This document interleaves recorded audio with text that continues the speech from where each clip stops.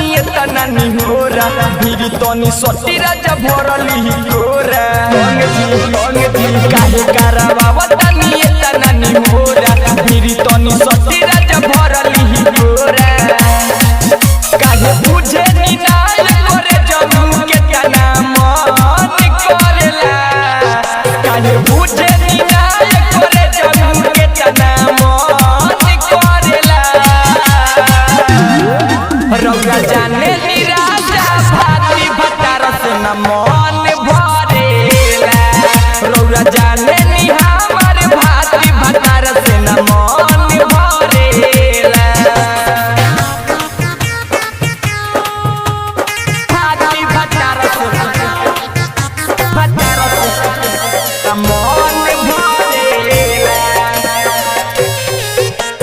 मन भरेला जोहिया से भइल बाटे राजा जी मुर्गावाना एक बेरी नसले पानी कोइल बिछावाना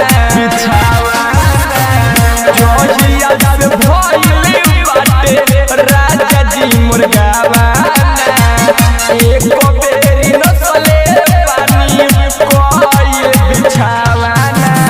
ओही के केतना रौरा से हमार जीव जरेला ओही के केतना रौरा से हमार जीव जरेला रौरा जाने नी राजा भाती भतार से न मन भरेला रौरा जाने नी हमार भाती भतार से न मन भरेला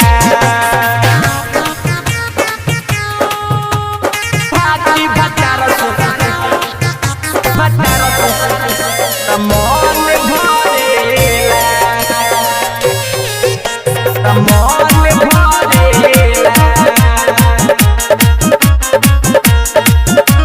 जिया बजाइले तो मानवा हरे ऐसे निमन जित हम तो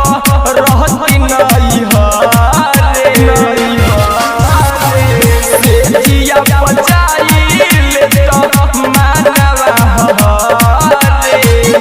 ऐसे निमन जित हम तो रहती नहीं हरे